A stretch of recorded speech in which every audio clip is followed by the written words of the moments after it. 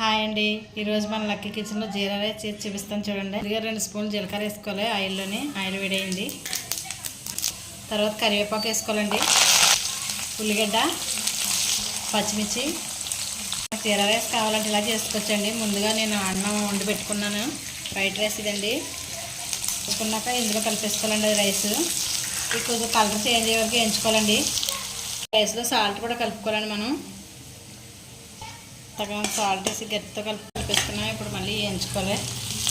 చూడండి, ఇలా ఏగినాయి కదా. ఇప్పుడు ఇందులో రైస్ వేసుకోవాలండి. మొత్తం రైస్ అంతా ఇలా వేసుకున్నాం. అంతా కలిసేంత కలుపుకోవాలండి. ఇదంతా అన్నం వేసాక ఒక 5 నిమిషాలు అలా కలుపుకోవాలండి.